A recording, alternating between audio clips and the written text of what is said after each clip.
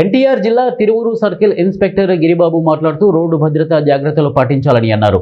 ముఖ్యంగా ప్రజలకు అవగాహన కల్పిస్తున్నామని అన్నారు. ద్విచక్ర వాహనాలు నడిపేవారు తప్పనిసరిగా హెల్మెట్ ధరించాలని అన్నారు. సీట్ బెల్ట్ పెట్టుకోవాలని అన్నారు. ప్రమాదాలను నియంత్రించడానికి రోడ్డు హైవే అథారిటీస్ వారితో మాట్లాడి ప్రధాన రహదారిపై రేడియం స్టిక్కర్స్ ఏర్పాటు చేశామని అన్నారు. ఇక స్పీడ్ బ్రేకర్లు ఏర్పాటు చేశాము.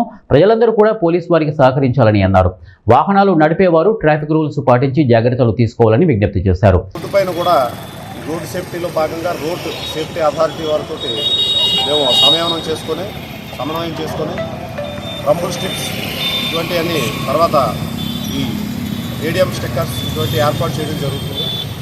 ప్రజలందరికీ పోలీసు వారి తరఫున విజ్ఞప్తి ఏమనగా రోడ్డు సేఫ్టీ రూల్స్ పాటించండి. ఈ ప్రాణాలను భద్రంగా కాపాడుకొని పోలీసు వారికి అలా సహకరించగలరని కోరుతారు.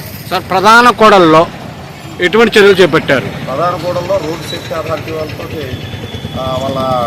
వాళ్ళతో వాళ్ళ కోఆర్డినేషన్ తోటి ఈ రంబుల్ స్ట్రిప్స్ అంటే మనం స్పీడ్ బ్రేకర్స్ వేయించడం, అదేవిధంగా అక్కడ సిగ్నల్ ఇక్కడ కూడలు